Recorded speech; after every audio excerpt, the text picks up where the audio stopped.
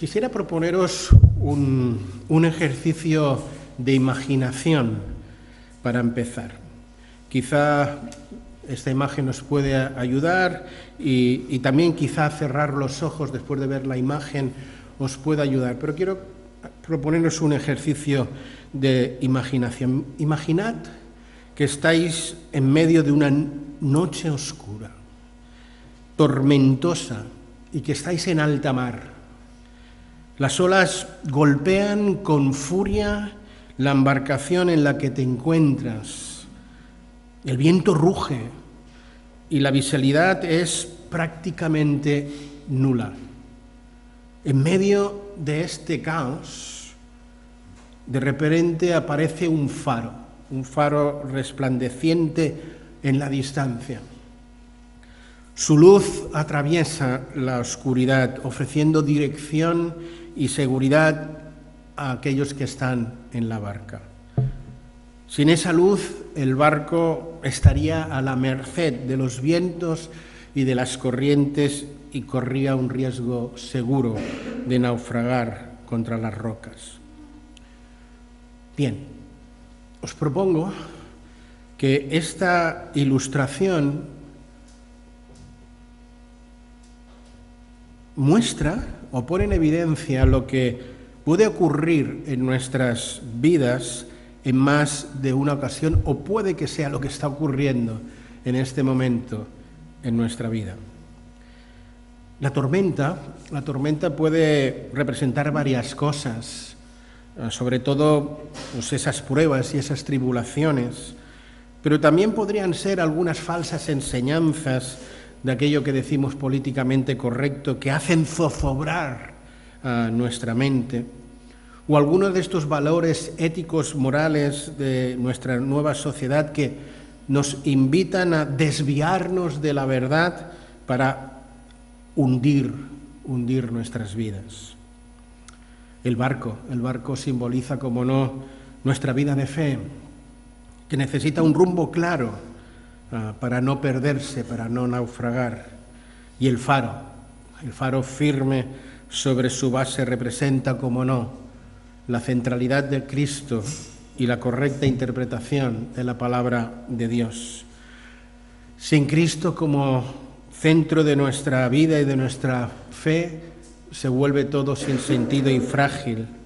Y sin una enseñanza clara de la palabra de Dios, navegamos a la deriva, sin dirección segura. Pero cuando nuestros ojos se fijan en Cristo, cuando nos aferramos a la verdad de las Escrituras, su luz nos guía con certeza en medio de la oscuridad. Y así es que podemos perseverar sin importar sean cuales sean las circunstancias, sea cual sea la tormenta en la que estamos inmersos. Y ahora os invito a leer 2 Timoteo 2, del 8 al 19, teniendo en mente esta ilustración de la tormenta y el faro que acabo de compartir. 2 Timoteo 2, 8 al 19 dice así: Acuérdate de Jesucristo del linaje de David, resucitado de los muertos conforme a mi evangelio, en el cual sufro penalidades hasta prisiones a modo de malhechor, mas la palabra de Dios no está presa. Por tanto, todo lo soporto por amor de los escogidos, para que ellos también obtengan la salvación en Cristo Jesús, con gloria eterna. Palabra fiel es esta: si somos muertos, con Él también viviremos. Si sufrimos, también reinaremos con Él. Si le negáramos, Él también nos negará. Si fuéramos infieles, Él permanece fiel. Él no puede negarse a sí mismo. Recuérdales esto, exhortándoles delante del Señor a que no contiendan sobre palabras, lo cual para nada aprovecha, sino que es para perdición de los oyentes. Procura con diligencia presentarte a Dios aprobado, como obrero que no tiene de qué avergonzarse, que usa bien la palabra de verdad, mas evita profanas y vanas palabrerías, porque conducirán más y más a la impiedad, y su palabra carcomerá como gangrena, de los cuales son Himeneo y Fileto, que se desviaron de la verdad, diciendo que la resurrección ya se había efectuado, y trastornan la fe de algunos. Pero el fundamento de Dios está firme, teniendo este sello: conoce el Señor a los que son suyos, apártate de iniquidad todo aquel que invoca el nombre de Cristo. Amén. El contexto más cercano de nuestro texto, que empezaba en el versículo 8, es el versículo 7. Ese es el contexto más cercano, que dice: considera lo que te digo y el Señor te dará entendimiento en todo. Por otro lado, nuestro texto, el que acabamos de leer, está enmarcado entre dos verbos en imperativo que nos instan a recordar. Versículo 8, acuérdate de Jesucristo. Y versículo 14, recuérdales esto. Esto es, se enfatiza la relevancia de manejar bien la palabra de Dios y de no caer en la palabrería y contender con palabras vanas que no conducen a nada. Por tanto, la palabra de Dios hoy nos llama a considerar y a recordar. Considerar implica una reflexión profunda, meditar con atención y discernimiento sobre lo que se nos está enseñando. No se trata solo de oír, sino de pensar debidamente y adecuadamente, detenidamente, en la verdad que se nos está revelando y predicando, buscando el entendimiento de Dios. Recordar, en cambio, enfatiza la importancia de mantener viva la verdad en nuestra mente, trayéndola de nuevo al corazón para compartirla con otros. La palabra de Dios en este pasaje enfatiza que en tiempos de prueba y de oposición, la memoria, el hacer memoria de la verdad, nos ayuda a perseverar y a mantenernos fieles. Por tanto, os propongo que el pasaje que tenemos por delante para considerar en esta mañana nos insta a que hemos de tener muy presente que el fundamento de nuestra perseverancia es la centralidad de Cristo, interpretar con precisión la palabra de Dios y ser conscientes de cuál es nuestra identidad con Dios y vivir en coherencia con ello. Empecemos pues a considerar la primera de estas ideas centrales, que se encuentra en el versículo 8 al 10, la centralidad de Cristo en nuestras vidas. Mirad, la clave de estos 5 primeros versículos es que el Evangelio de ninguna de las maneras es una ideología o una religión. El Evangelio es una persona.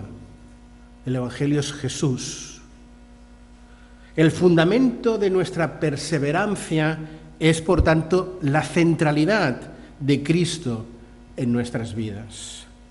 Pablo, en estos 5 primeros versículos, nos hace conscientes de una cruda realidad.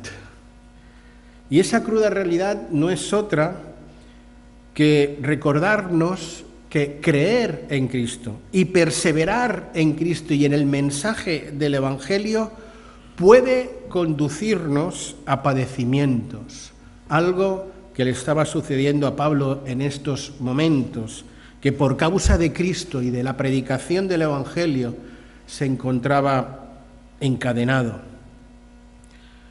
Pero el mensaje de la palabra en esta mañana nos quiere enfatizar que si bien cada uno de nosotros, y espero que me entendáis bien, podríamos estar encarcelados de alguna manera, la palabra de Dios nunca podrá ser encarcelada ni encadenada. La centralidad de Cristo en nuestras vidas es fundamental. Nuestra relación personal con Jesús, y no con una religión, por más evangélica que ésta sea, es la que da sentido a nuestras vidas. Acuérdate de Jesucristo resucitado de entre los muertos.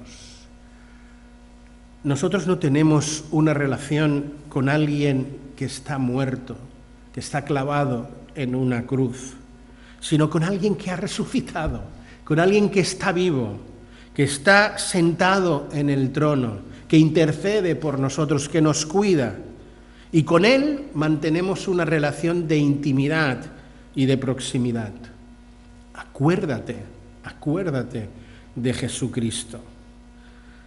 La pregunta es, ¿cuántas veces nos acordamos de Jesús durante el día y de quiénes somos nosotros en Él? ¿Cuántas veces nos acordamos? La centralidad de Cristo en nuestras vidas cotidianas, el tenerle presente en todo momento, es la clave para nuestra victoria en la batalla espiritual que libramos todos y cada uno de los días de nuestra vida. Es la clave para perseverar y mantenernos fieles en medio de los problemas, de los sufrimientos, de los avatares de esta vida. ¿Cómo podemos acordarnos de Jesucristo? Acuérdate de Jesucristo. ¿Cómo podemos acordarnos de Jesucristo? Bien, la respuesta a esta pregunta creo que es bien sencilla y que creo nos la sabemos todos. A través de la oración, de esa oración constante, y a través de la lectura de la palabra y el testimonio en medio de las circunstancias de prueba. Soy muy consciente de que lo que acabo de decir no es nada nuevo, pero como también diría el mismo apóstol Pablo, a mí no me es molesto repetiros las mismas cosas y sé que para vosotros es ganancia. Acordémonos de Jesucristo. Hagamos, mediante la oración constante y la lectura permanente de la palabra, un recuerdo constante del Señor Jesús. Pablo en estos versículos se pone como ejemplo personal y nos hace ver que, como creyentes, debemos estar preparados y dispuestos al sufrimiento, entendiendo que incluso ese nuestro sufrimiento puede ser un instrumento de salvación para otros. Pablo, como sabéis, estaba encadenado por predicar a Cristo, pero dice el texto que lo soportaba todo y que lo soportaba con amor. Y con amor no solo a Dios, sino también amor a los creyentes, siendo consciente de que su ejemplo podía ser de testimonio y de fortaleza a muchos. Y esto mismo, queridos, puede pasar en nuestras vidas. Mirad, la gente que está a nuestro alrededor y que sabe que somos creyentes, aunque nosotros no seamos muy conscientes de ello, nos observan. Nos observan, somos observados. Bien, miran cómo nos comportamos, cómo soportamos los momentos complejos y difíciles de la vida. Y eso ocurre tanto en nuestro trabajo secular como en la comunidad de vecinos en la que vivimos, en el barrio en el que nos movemos y, como no, en nuestro entorno familiar. Nos observan y nuestro testimonio de perseverancia, si es que lo es así, de tener una vida centrada en Cristo y no mantener una pura religión, sino una relación personal con Jesús, ellos lo ven y les insta a pensar y también a considerar. Por tanto, acuérdate de Jesucristo. Los versículos del 11 al 13 de nuestro pasaje, originalmente fueron un canto, un himno de la Iglesia primitiva. No está claro si fue un canto que el mismo apóstol Pablo compuso. Lo que sí está claro que es un canto que adquirió nivel de escritura cuando Pablo, inspirado por el Espíritu Santo, pues lo incluyó en su segunda epístola a Timoteo.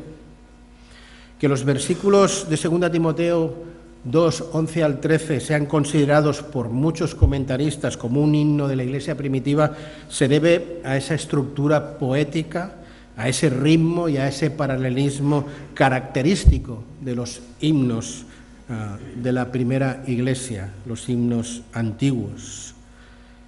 Este himno, de 4 estrofas, tiene una fuerte carga cristológica, destacando la unión del creyente con Cristo, tanto en su muerte como en su resurrección, y también en su gloria futura y en su reinado.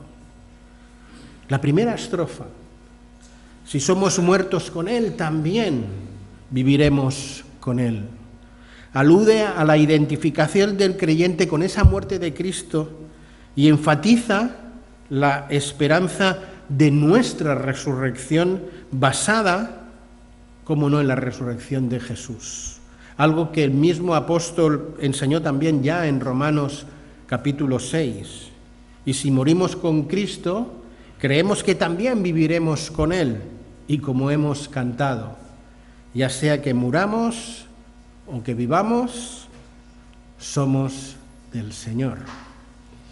La segunda estrofa: si sufrimos, también reinaremos con Él, muestra la conexión que existe entre el sufrimiento del creyente y la recompensa futura. Una verdad que Jesús ya nos transmitió de forma clara en las bienaventuranzas, cuando dijo: bienaventurados seréis cuando os insulten y os persigan y digan todo género de mal contra vosotros falsamente por causa de mí. Regocijaos, alegraos, porque vuestra recompensa en los cielos es grande, porque así persiguieron a los profetas que fueron antes que vosotros. La tercera estrofa: si le negamos, también nos negará. Consiste en un fuerte llamado a nuestra fidelidad, recordando también advertencias del mismo Señor Jesús, cuando en Mateo 10:33 nos dice: cualquiera que me niegue delante de los hombres, yo también lo negaré delante de mi Padre que está en los cielos. Seria advertencia. Y la última estrofa del himno: si fuéramos infieles, Él permanece fiel. Él no puede negarse a sí mismo. Esta última estrofa es, con diferencia, la que a mí más me impacta. Si las anteriores edifican mi ser interior, esta última me conforta y trae confianza a ese ser interior.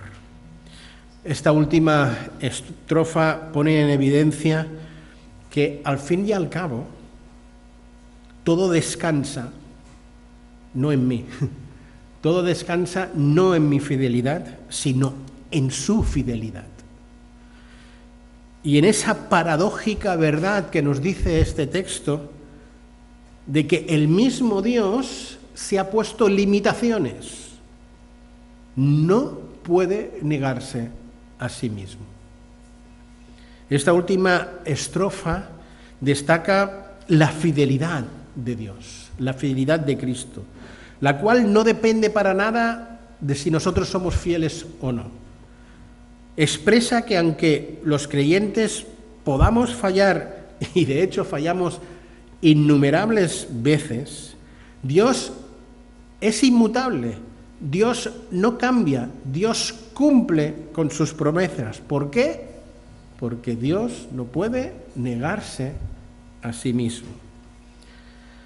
Es evidente que este canto, que ha sido elevado a la Escritura por medio de la inspiración del Espíritu Santo, encierra una clara evidencia, ¿no?, de que la negación de Cristo contiene y conlleva a consecuencias eternas.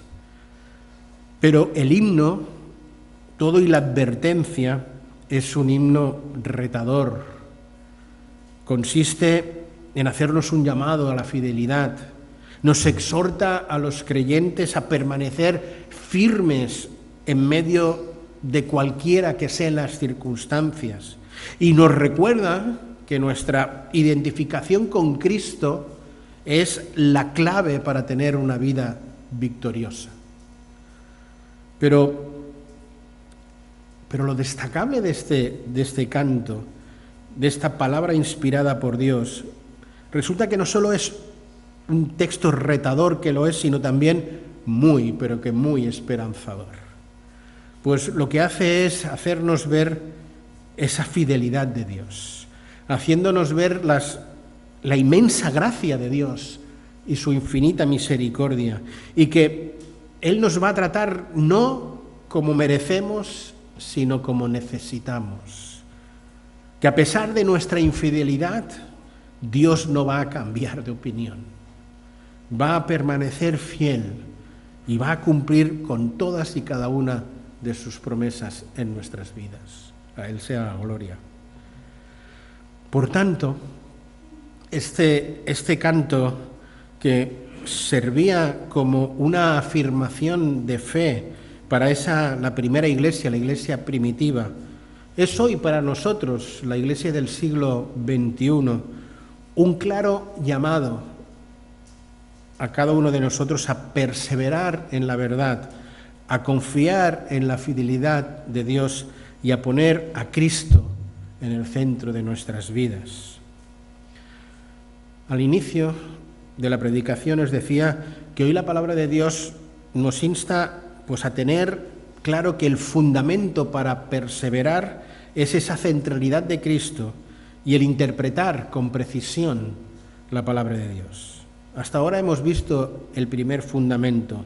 Dejarme ir al segundo, a interpretar con precisión la palabra de Dios. Si la primera sección de nuestro pasaje estaba enmarcada por ese verbo en imperativo, acuérdate de Jesucristo, esta segunda sección, que empieza en el versículo 14 y acaba en el 19, está enmarcada por ese recuérdales. Esto es, recordad la importancia de manejar bien la palabra de Dios.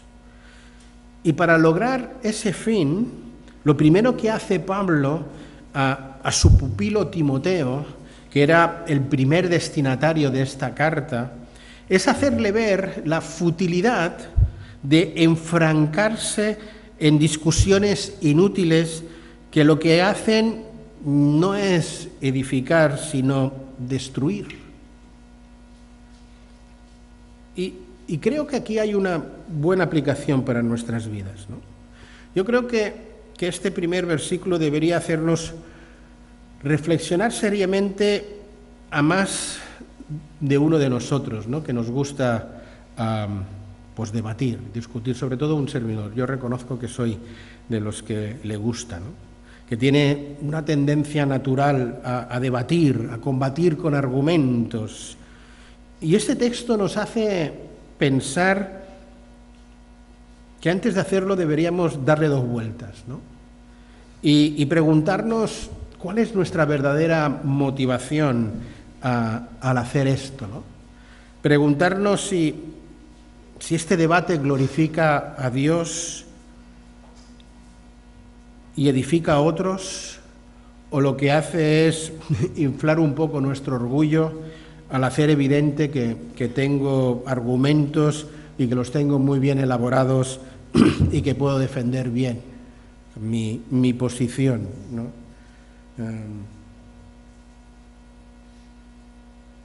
Exhórtales a esto, ¿no?, a que no contiendan sobre palabras de lo cual nada aprovecha, sino que para perdición de los oyentes. Y llegamos Llegamos al versículo 15. Uno de los versículos que siempre ha marcado mi vida y mi ministerio. Procura con diligencia presentarte a Dios aprobado, como obrero que no tiene de qué avergonzarse, que maneja con precisión la palabra de verdad. Mirad, la enseñanza principal de este versículo creo que es clara para todos y cada uno de nosotros. Y no va dirigida solo a aquellos que se dedican al ministerio de la enseñanza y de la predicación, sino para todos y cada uno de nosotros, porque todos y cada uno de nosotros debe saber manejar, interpretar, no solo bien, sino como matiza el término griego, con precisión la palabra de verdad. Es evidente que aquellos que como un servidor nos dedicamos al ministerio pastoral, a la enseñanza y a la predicación, este versículo nos muestra y nos presenta un reto y un objetivo muy claro. Pero esta verdad no se aplica solo a los pastores, se aplica a todo hijo e hija de Dios, pues todos y cada uno de nosotros estamos también llamados a servir a pleno tiempo. No solo el pastor está llamado a servir a pleno tiempo, cada uno de vosotros también lo estáis llamados a servir a pleno tiempo, ya sea en vuestra escuela, en el instituto, en el despacho de vuestro trabajo, conduciendo un camión, cuidando ancianos o haciendo lo que el Señor os haya encomendado hacer. Pero todos y cada uno de los que estamos aquí, estamos llamados y dedicados al ministerio a pleno tiempo. Y es por ello que estamos llamados todos y cada uno a manejar con precisión la palabra de Dios. Mirad, la palabra original del griego literalmente se puede traducir cortar rectamente. Y se usaba en contextos como la agricultura, de abrir surcos rectos, y sobre todo en la construcción y en la carpintería, hacer cortes precisos en piedra o madera. En este pasaje, Pablo exhorta a Timoteo a interpretar, enseñar y aplicar la palabra de Dios sin torcerla, sin distorsionarla. ¿Cómo? ¿Cómo se puede manejar con precisión la palabra de Dios? En primer lugar, interpretándola con rigor. Esto es, debemos seguir principios sanos de hermenéutica, considerando el contexto, considerando la intención del autor y qué relación tiene con el resto de la Escritura. No debemos forzar los significados ni usar versículos fuera de su contexto que sabemos todos que se convierten en un pretexto. En segundo lugar, tenemos que enseñarla, predicarla con fidelidad. Esto es, que cada uno de nosotros debemos ser canales fieles, que no añadimos ni quitamos nada. Añadir ya no añadimos, pero quitar a veces nos vemos tentados a rebajar las exigencias del Evangelio. No, hemos de ser fieles y decirlo todo. Y finalmente aplicándolo correctamente a nuestras vidas.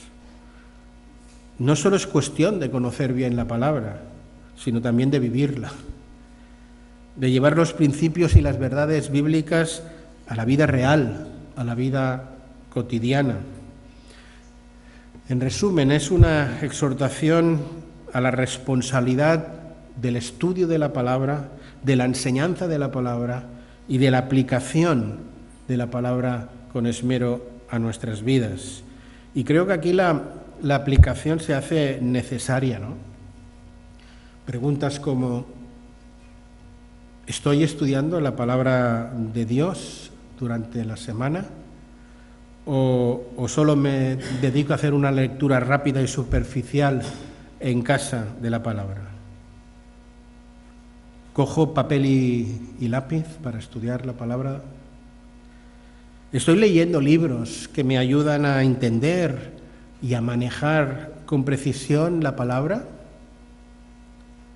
¿Estoy aprovechando los recursos que la Iglesia y otros organismos me ofrecen para profundizar en la palabra? ¿Estoy viniendo, por ejemplo, a la escuela dominical a las 11 o solo vengo a misa de 12? ¿Vengo a los estudios de la palabra los martes a las 7, si puedo? Y cuando instituciones como el CEP, IPSTE, la Escuela de Teología u otros ofrecen seminarios de formación, ¿acudo a ellos o pienso que esto solo es para pastores y que esto no va conmigo? Sigue el texto, haciéndonos decir, recuerda y considera, pero sigue el texto, y en los versículos del 16 al 18 nos encontramos con otra seria advertencia: el peligro de la iniquidad y de los falsos maestros. Estos versículos nos hacen ver que también en las iglesias se pueden introducir falsas enseñanzas y que corremos el peligro de que esas se extiendan como gangrena, ¿no? Y es por ello que debemos estar muy alertas a que doctrinas que suenan bien, que suenan espirituales, no lo son, porque lo que hacen es desviarnos del verdadero evangelio de Cristo.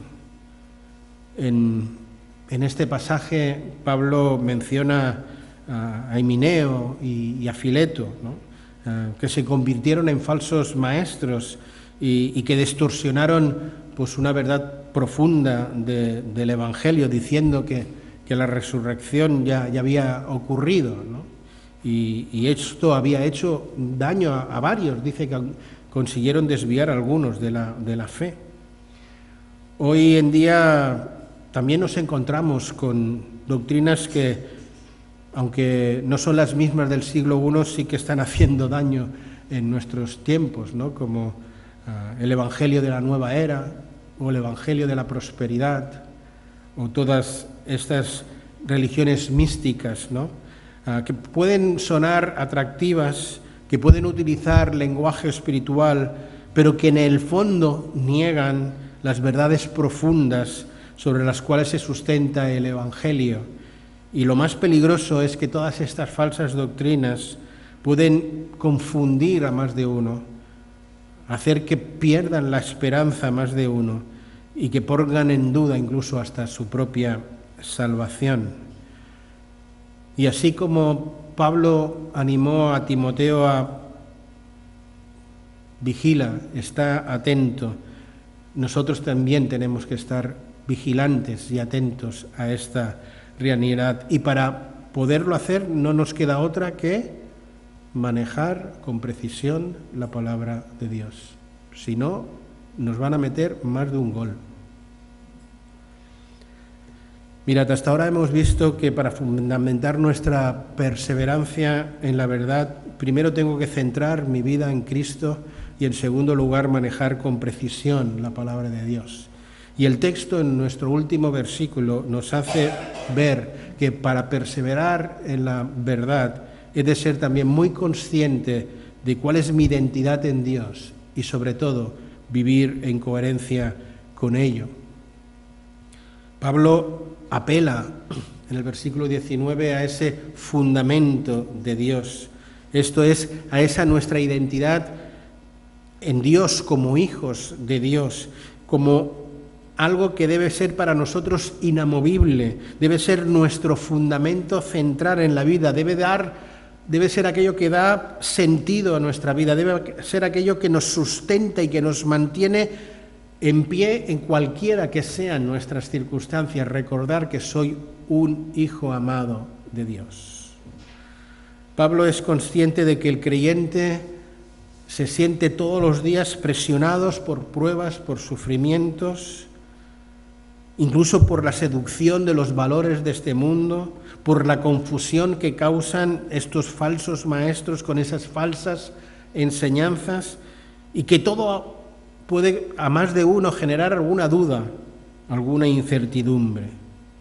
Y Pablo nos quiere hacer ver en este pasaje que las circunstancias pueden cambiar, pero que el fundamento, Dios, nunca cambia, siempre permanece sólido. Es tremendamente esperanzador el mensaje de este versículo cuando dice: Dios conoce a los suyos y nos ha sellado con su Espíritu. El Señor conoce a los que son suyos. Esta afirmación recuerda tanto a esas palabras del Señor Jesús cuando dice: yo soy el buen pastor y conozco a mis ovejas y las mías me conocen. Esta es una declaración que aporta seguridad y consuelo. Dios no nos pierde de vista. Dios conoce y sabe quiénes son sus hijos amados y los vigila. La palabra de Dios en esta mañana nos insta una vez más a ser conscientes de que en tiempos de oposición, en tiempos de sufrimiento, en tiempos de duda, hemos de recuerda, y tener muy presente que pertenecemos a Dios y que esta verdad debe aportarnos firmeza y seguridad. Pero este versículo nos hace ver una segunda verdad muy importante, y es que no solo hemos de ser muy conscientes de quiénes somos en Cristo, sino que hemos de vivir en coherencia con ello. Nuestra identidad conlleva un llamado a la santidad. Apártese, dice el texto, de iniquidad todo aquel que invoca el nombre de Cristo. Ser hijo de Dios implica tener un estilo de vida distinto. No podemos decir que somos de Cristo y vivir como el mundo vive. No podemos seguir los parámetros ético-morales de este mundo y decir que somos creyentes. Para los hijos de Dios, la santidad no es algo opcional, sino una evidencia de que nuestra identidad está en Cristo. Sed santos porque yo soy santo. Sed santos en toda vuestra manera de vivir, dice Primera de Pedro. El pertenecer a Dios, el ser hijo de Dios es y se evidencia con una vida transformada. No basta con decir que uno cree en Cristo. Esta afirmación debe de ir acompañada, respaldada de una vida caracterizada por la separación del pecado. La identidad en Cristo va de la mano de la santidad. Y la pregunta es para cada uno de nosotros: ¿estamos viviendo de manera coherente con nuestra verdadera identidad en Cristo? ¿Estamos reflejando con nuestras acciones que pertenecemos a Él? No se trata de alcanzar una perfección absoluta en esta vida, porque no lo vamos a hacer, sino de tener una disposición auténtica, genuina, de vivir conforme a la verdad del Evangelio, viviendo en coherencia y en consecuencia con quienes somos nosotros delante de Dios. Este pasaje, por tanto, nos llama a vivir con seguridad en la fidelidad de Dios, estando seguro de que Él no cambia, pero también pone sobre nosotros responsabilidad de vivir en santidad. Concluyo recordando estas tres verdades con las cuales el texto nos anima a perseverar en la verdad. Que el fundamento de nuestra perseverancia se encuentra en la centralidad de Cristo, en interpretar con precisión la palabra de Dios y en ser conscientes de cuál es nuestra identidad en Él y de vivir en coherencia con ello. Por tanto, hagamos de Cristo el centro de nuestra vida diaria. Acordémonos de Jesucristo, y no solo los domingos, sino cada día. Evitemos las discusiones inútiles y enfoquémonos en predicar el Evangelio y en edificar a otros.